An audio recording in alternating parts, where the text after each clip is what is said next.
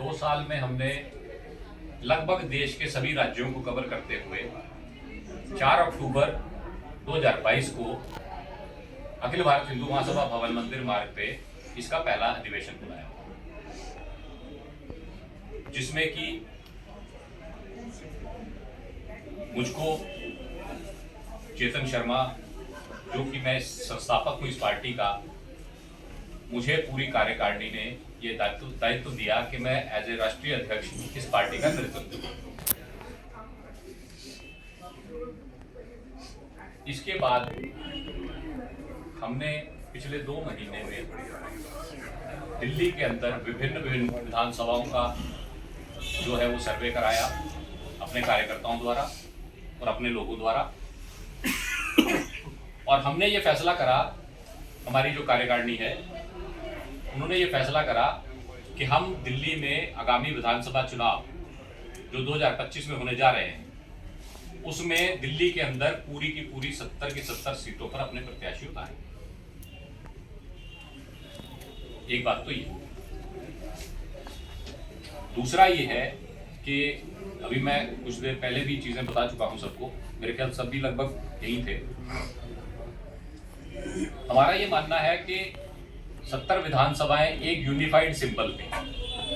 आज हमारा यहाँ आने का मकसद ये था कि एक तो हमारा ये जो सिंबल है ये यूनिफाइड सिंबल है हमारे पास 70 की 70 विधानसभा सीटों के जो चुनाव आयोग द्वारा हमको प्राप्त हुआ। इस पे हम अपने 70 के 70 प्रत्याशी जो है वो दिल्ली में उतारेंगे। इसके अलावा आज की प्रेस कॉन्फ्रेंस करने का जो विषय था वो एक ये भी था कि अभिनव भारत पार्टी द्वारा कुछ खुलासे जो हम करना चाहते थे वो आप लोगों के माध्यम से दिल्ली की जनता तक पहुंचे और दिल्ली की जनता जागे कि दिल्ली की जनता पिछले कई दशकों से विभिन्न पार्टियों द्वारा ठगी जा रही है। इनको भ्रमित कर कर इनका शोषण हो रहा है पूर्णता, और जनता को फ्री चीजें बांटने के नाम पर एक बहुत बड़ी धोखाधड़ी चल रही है।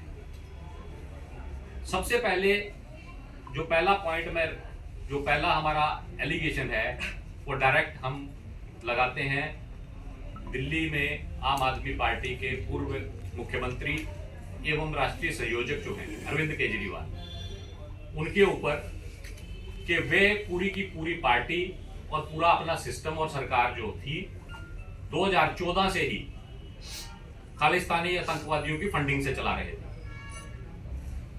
क्योंकि यदि आपको याद हो तो आज से 6-8 महीने पहले कनाडा में बैठे हुए खालिस्तानी आतंकवादी पुन्नू का स्टेटमेंट आता है कि हमने केजरीवाल और उसकी पार्टी को $16 मिलियन अमेरिकी डॉलर जो हैं वो 2014 से लेकर 2022 तक दिए हैं, जिसके एवज में केजरीवाल ने हमसे दावा किया था कि सिख फॉर जस्टिस के जो लोग जेलों में बंद हैं उसको छोड़ने में वो उनकी सहायता करेगा।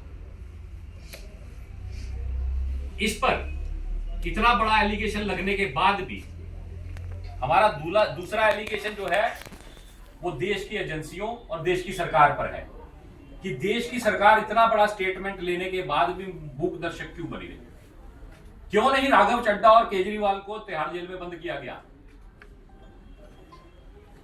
आज की डेट में भी सिर्फ इनको डराने धमकाने के नाम पर कार्रवाई हुई, जबकि एक खालिस्तानी आतंकवादी ने इतना बड़ा खुलासा कर दिया कि देश के अंदर 136 करोड़ रुपए आया खालिस्तान इसका सिख फॉर जस्टिस का, और हमारी एजेंसियां मूक हैं। बिल्कुल हमको जहां तक ये लगता है,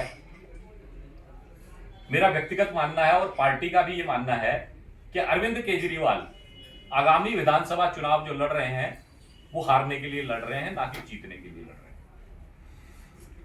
जिस तरह की ये चीजें सामने खुलकर आ रही हैं, जिनसे ये पता लगता है कि अरविंद केजरीवाल ये चुनाव जो है कहीं ना कहीं इनका पैक्ट हो रखा है और ये चुनाव हारने के लिए लड़ रहे हैं इस बार दिल्ली का। दूसरा, हम आते हैं दिल्ली की स्वास्थ्य सेवाओं पर, दिल्ली के मोहल्ला के लिए हम उन मुद्दों को लेकर आ रहे हैं जिनको दिल्ली सरकार बड़ी मुखरता से उठाती है और कहती है कि ये हमारी उपलब्धियां हैं, आप मोहल्ला क्लिनिक बनाकर उसका एडवर्टाइजमेंट करते हैं, लेकिन राघव चड्ढा अपना इलाज कराने अमेरिका जाता है और अरविंद केजरीवाल इलाज कराने जाते हैं बेंगलोर।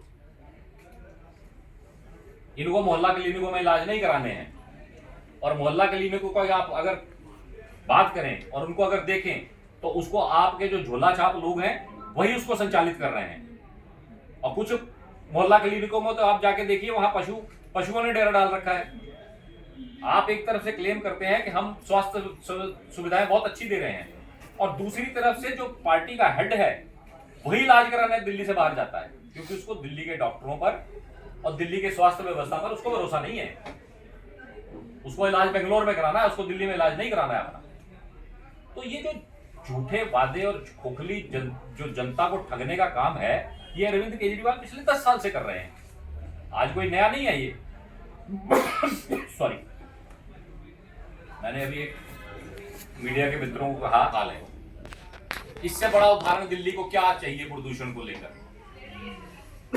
आप यमुना की स्थिति देख लीजिए। यमुना नदी, करोड़ों अरबों का पैसा आ रहा है, और क्या यमुना की स्थिति पिछले 10 सालों में केजरीवाल सुधार सके, या वो और बद से बदतर होती गई।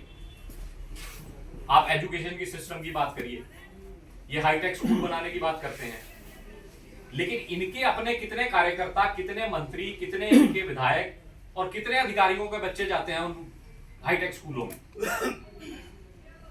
खुद तो ये अपने बच्चों को क्रिश्चियन स्कूल्स में पढ़ाते हैं, और बाद में कहते हैं कि हमने हाईटेक एजुकेशन दे रहे हैं दिल्ली के अंदर। दिल्ली की जनता को केजरीवाल जी ने जितना ठगना था ठग लिया 10 साल। अब इनको दिल्ली की जनता जो है वो बाहर का रास्ता दिखा रही है, इस पूरी की पूरी पार्टी को। और वैसे भी मैंने शुरू में क्या दिया कि ये तो चुनाव ही हारने के लिए लड़ रहे हैं, क्योंकि इनको जीतना ही नहीं है।